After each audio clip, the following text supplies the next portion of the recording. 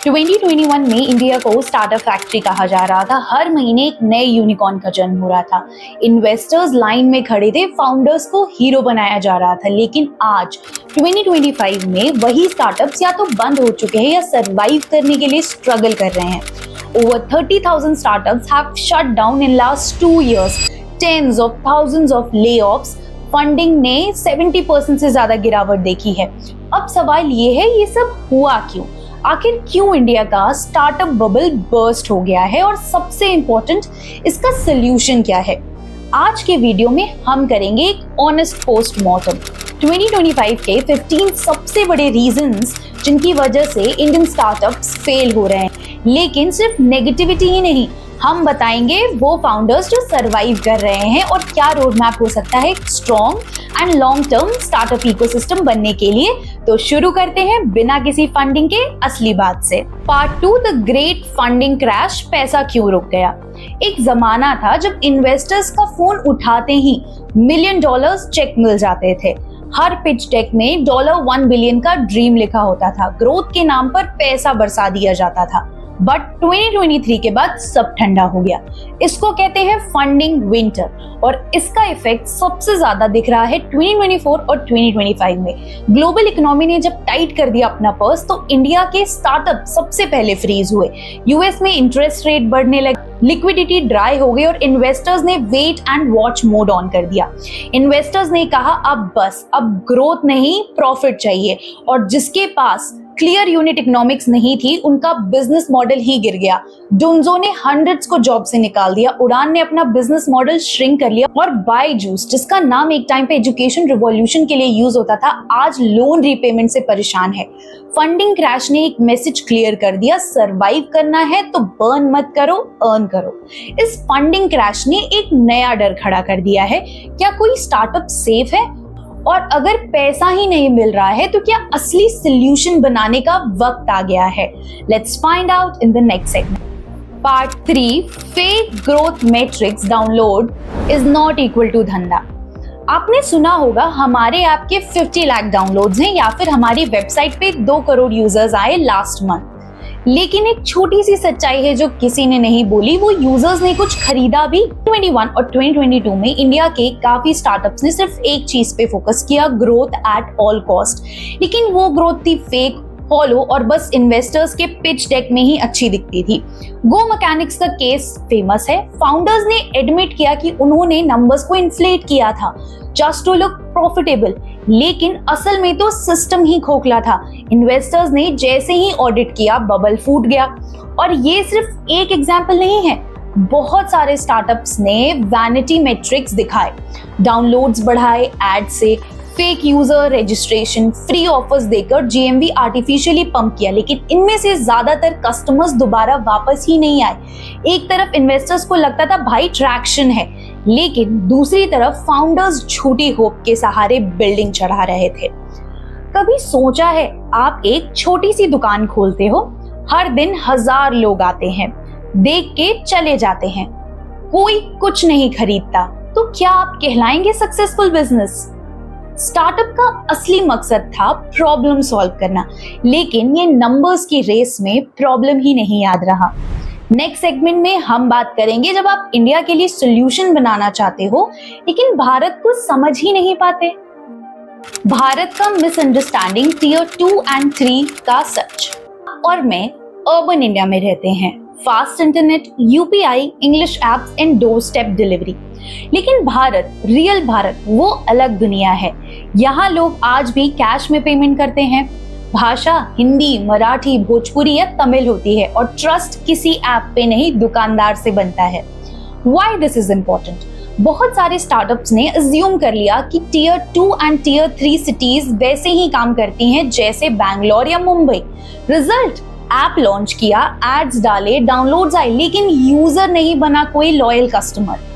Okay credit and खाता book जैसे startups ने छोटी दुकानों के लिए अकाउंटिंग टूल्स बनाए, लेकिन जब प्रोडक्ट ग्राउंड पे गया तो पता चला कि दुकानदार को ऐप से ज्यादा अपने खाते की कॉपी पर भरोसा है।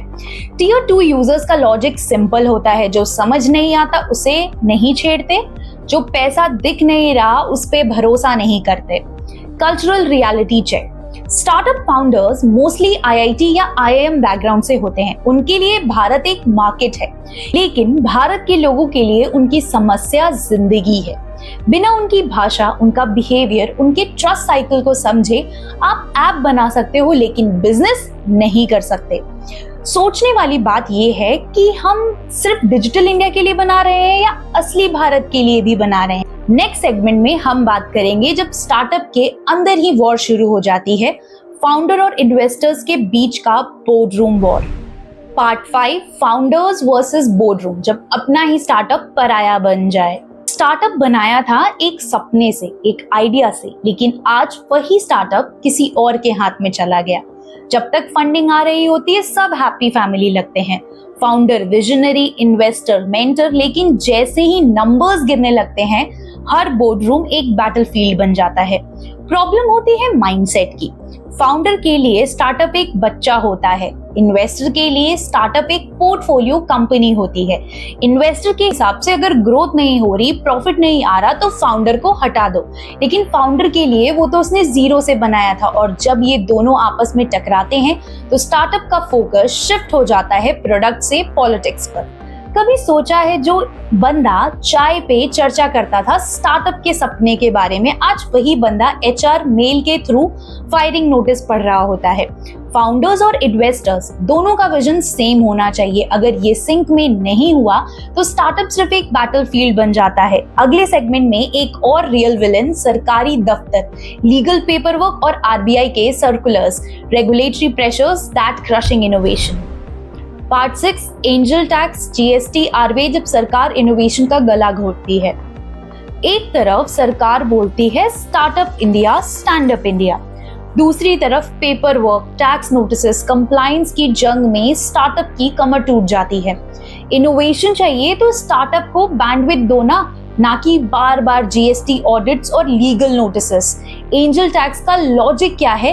एक इन्वेस्टर ने 1 करोड़ इन्वेस्ट किए तो सरकार पूछती है ये पैसा कहां से आया, क्यों आया, क्या तुम्हारे स्टार्टअप की वैल्यू इतनी ही है? क्या पता फाउंडर ने अपना प्रोडक्ट बनाया भी नहीं हो और इनकम टैक्स का नोटिस आ गया हो। डिजिटल इंडिया बनना चाहते हो तो फिनटेक को तो सपोर्ट करो, लेकिन यहाँ आरबीआई ने पेटीएम पेमेंट्स बैंक को ही बंद कर दिया। इतनी कंप्लायंसेस और इतने लॉज, लगता है स्टार्टअप नहीं एक कोर्ट केस चल रहा है। हर इनोवेशन के पहले एक अप्रूवल चाहिए, और जब तक अप्रूवल आता है इन्वेस्टर जा चुका होता है। सरकार का काम होना चाहिए रेड टेप हटाओ, रनवे दो, लेकिन यहाँ तो हर 10 कदम पे एक नए रूल, एक नया नोटिस, एक नया हर्डल मिलता है। नेक्स्ट सेगमेंट में जानेंगे जब स्टार्टअप्स बन जाते हैं copycat factory, Uber of India, Amazon of India, Tinder of India, पर इंडिया के लिए कुछ असली बनाता ही कौन है। Part 7, copy paste startup originality की कमी। हर दूसरे दिन कोई ना कोई नया स्टार्टअप बोलता है हम उबर ऑफ एग्रीकल्चर हैं, हम नेटफ्लिक्स ऑफ एजुकेशन है, हम शार्क टैंक के शार्क का दिमाग और एलोन मस्क का विजन लेके आए हैं। प्रॉब्लम क्या है कि 90% इंडियंस बना ही इसीलिए रहे हैं क्योंकि किसी और ने पहले किया था और उस पे फंडिंग मिली थी। कॉपी पेस्ट का कल्चर स्टार्टअप इंडिया को असली इनोवेशन से दूर ले गया है, और जब आप दूसरे देश का मॉडल, दूसरे कल्चर के लिए बना हुआ प्रोडक्ट को डायरेक्टली यहाँ कॉपी पेस्ट करोगे तो असली इंडिया के इश्यूज आप मिस कर जाते हो। हमारे पास इंडियन प्रॉब्लम्स तो हैं, water crisis, health care access, farmers efficiency, small town logistic, लेकिन सबको लगता है कि सीड फंडिंग सिर्फ तभी मिलेगी जब आप पिच डेक में लिखो global model, $100 billion TAM, US comparables. क्या असली भारत के लिए कोई स्टार्टअप बना रहा है या सब बस लिंक्डइन के केस स्टडी के लिए बना रहे हैं? किसी ने बनाया dog food subscription box. India में डॉग्स रोड पे चलते हैं बिना लीश के, और ये बंदा चला बिजनेस लीश के साथ। इंडिया के स्टार्टअप्स को अब एक सिंपल डिसीजन लेना होगा, कॉपी पेस्ट बनोगे या क्रिएटर। देखते हैं, पर पहले जानते हैं एक और बड़ी प्रॉब्लम, जब खुद टीम टॉक्सिक हो जाए और लोग घर वापस जाने लगते हैं। Part 8, toxic culture and mass extraction, जब टीम ही टूट जाए। स्टार्टअप का सक्सेस सिर्फ फंडिंग से नहीं होता, वो होता है टीम से जिन्होंने उस ड्रीम को रियलिटी बनाया। लेकिन 2023 से लेकर 2025 तक थाउजेंड ऑफ एम्प्लॉइज ने वॉलंटरली रिजाइन किया या फिर फोर्सफुली निकाला गया, क्योंकि वर्क प्लेस बन गया था टॉक्सिक बैटलफील्ड। ये टॉक्सिक कल्चर काफी जगह वायरल हो गया है, जहां एचआर का काम सिर्फ ईमेल्स फॉरवर्ड करना रह गया है। ESOPs प्रॉमिस होते थे पर एग्जिट का कभी पता नहीं चलता था। मीटिंग्स होती थी संडे रात 11 बजे और जब कोई बर्नआउट होता तो कह दिया जाता, this is startup life bro, hustle culture. Startup का मतलब होता है एक टीम, एक मिशन, एक एनर्जी। लेकिन जब वही एनर्जी बर्नआउट हो जाए तो स्टार्टअप नहीं बनता, सिर्फ एक मशीन बन जाता है जो लोगों को थका के छोड़ देता है। और जब आपकी टीम ही नहीं बची तो फंडिंग का क्या फायदा, टेक का क्या यूज, कल्चर मैटर्स, और तभी बनता है सस्टेनेबल स्टार्टअप। नेक्स्ट सेगमेंट में बात करेंगे एक और बड़ा रीजन और फेलियर, जब स्टार्टअप सॉल्यूशन बनाता है लेकिन उसका कस्टमर ही इंटरेस्टेड नहीं होता। That's called lack of product market fit. सोच के देखिए, आपने एक ऐप बनाया, वर्ल्ड क्लास है, UI टॉप नॉच है, इन्वेस्टर्स भी इम्प्रेस्ड है, लेकिन जब मार्केट में लॉन्च किया गया तो कोई यूज नहीं कर रहा। ये होता है प्रोडक्ट मार्केट फिट का क्राइसिस। और 2024-2025 में इंडिया के थाउजेंड्स ऑफ स्टार्टअप्स इसी वजह से बंद हो गए। डेफिनेशन सिंपल है, प्रोडक्ट मार्केट फिट का मतलब है आपका प्रोडक्ट किसी रियल कस्टमर की रियल प्रॉब्लम को इतने अच्छे से सॉल्व करता है कि वो उसे बिना किसी ऐड के बार बार यूज करता है। लेकिन हम क्या करते हैं, प्रोडक्ट बनाते हैं इन्वेस्टर्स के लिए, मार्केट के लिए नहीं। प्रॉब्लम ये है, फाउंडर एक सोल्यूशन के प्यार में पड़ जाते हैं और भूल जाते हैं कि यूजर का प्रॉब्लम क्या है। जब आप प्रोडक्ट बनाना स्टार्ट करते हो तो पिच डेक के लिए और यूज करने वाला बंदा बोलता है मुझे ये चाहिए ही नहीं था, तो समझ जाओ स्टार्टअप तो बन गया, बिजनेस नहीं। इंडिया में हर 10 में से 4 स्टार्टअप्स इसी वजह से फेल हो रहे हैं। प्रोडक्ट बना, मार्केट नहीं मिला। अगले सेगमेंट में हम जानेंगे एक और लेवल डीप, जब फाउंडर फेक नहीं होता लेकिन डेटा फेक होता है और इन्वेस्टर्स को दिखाया जाता है एक fraud valuation. Next up, frauds, FOMO and financial lies.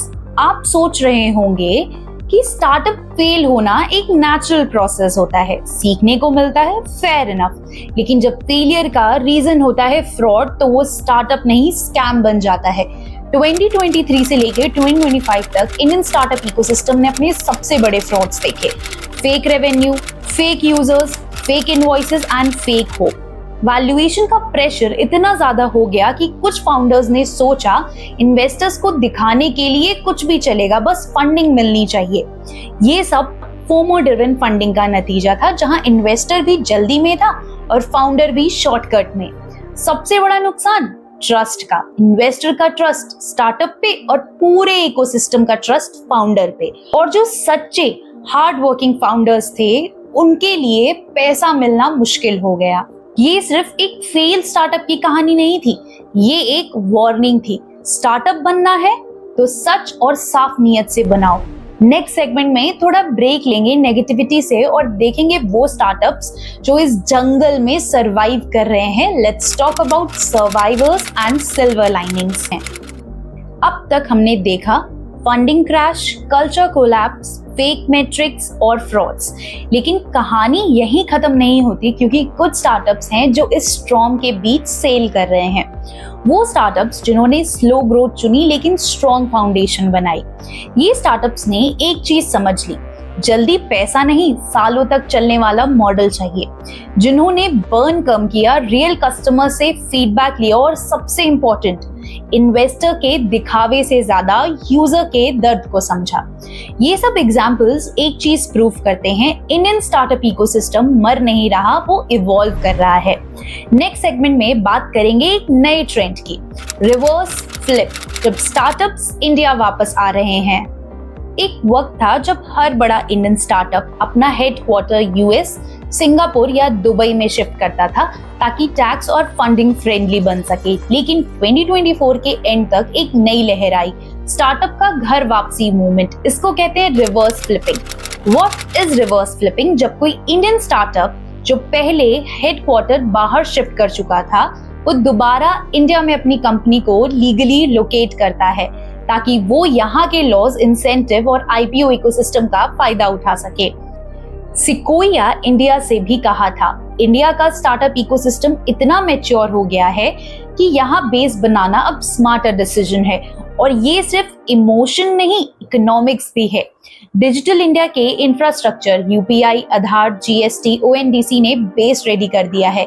ये मूवमेंट उन सब स्टार्टअप्स के लिए एक मैसेज है, अपने देश में बिल्ड करो, अपने लोगों के लिए बनाओ। पहले लोग कहते थे इंडिया में बिल्ड करना मुश्किल है, आज लोग कह रहे हैं इंडिया में बेस बनाना स्मार्ट है। अगले सेगमेंट में हम नए जमाने के नए startup, deep tech, AI, agritech, जहां इनोवेशन सच में हो रहा है। जब सब एडिटेक, फिनटेक और ई कॉमर्स में फंसे हुए थे, तब कुछ लोग क्वाइटली बना रहे थे फ्यूचर के स्टार्टअप्स, जिनके पास फंडिंग भी कम थी, अटेंशन भी कम, लेकिन टेक्नोलॉजी और इम्पैक्ट का विजन बहुत बड़ा था।